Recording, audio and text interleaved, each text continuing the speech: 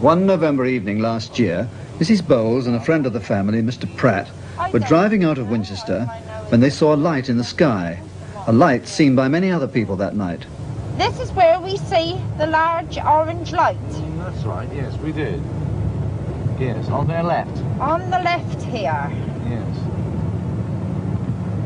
And then it disappeared, and I am coming up to it now. It appeared again here.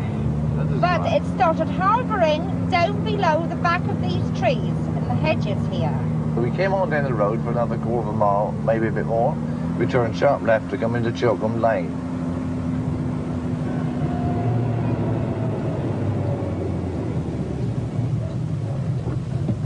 It's a bad bend, isn't it? Going down this lane, and we were doing about 20 mile an hour, maybe 20, 25 mile an hour. Done about 70 yards down, all of a sudden this car suddenly went crazy. It just leapt off the road to the right, and the engine started to rev.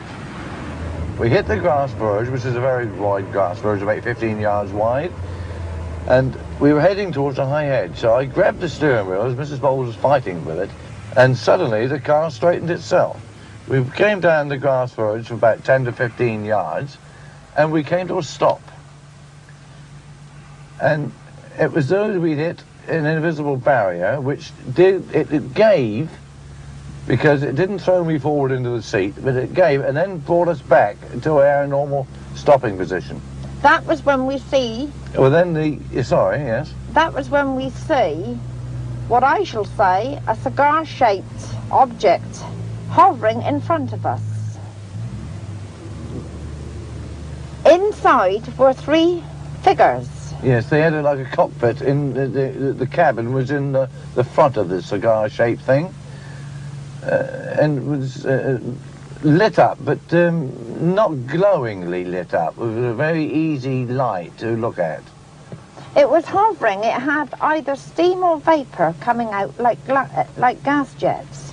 Then I see one of these figures get out of this thing, this object, and it started walking across towards me. Yes, it was. Now, as it was walking across towards me, I heard a whistle.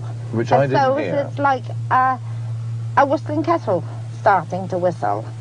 Now, he had on like a boiler suit, but it was with a polar neck collar. He had a seam down on his right-hand side. As he walked across, he come to my window.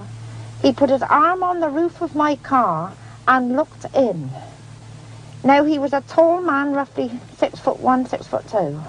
He had pink eyes, which were very piercing. He had sideboards and a beard, which met.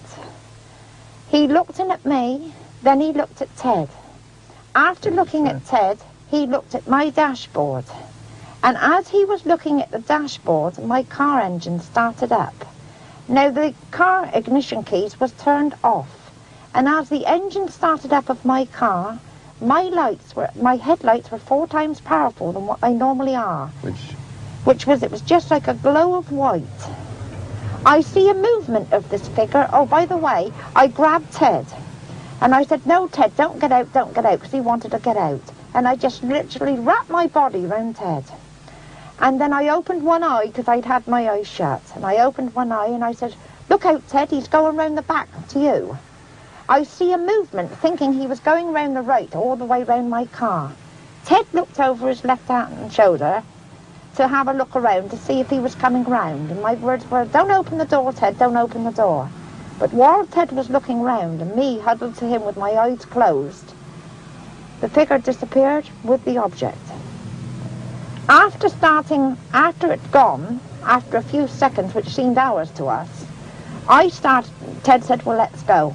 Oh, he asked me if he could drive, and I said, not likely. It only meant because it meant me getting out of my car. I put it in first and started off, but we could not move. It was as though we were still hitting an invisible barrier. Well, I put her back in neutral and waited for a few seconds, and then I started off again. And we went off perfectly normal in the car.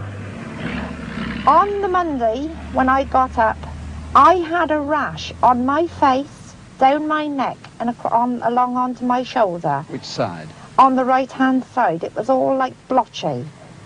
It could have been a nerve rash, or it could have been where that gentleman was stood by my window. Incidentally, since this happening, I have had a telephone call from a person from London telling me on no account am I to say anything to anyone about this, what we've seen, because I should be having a government official come round to see me. And after all, this is England and this is a free country, and I will speak and say what I want, which is the truth.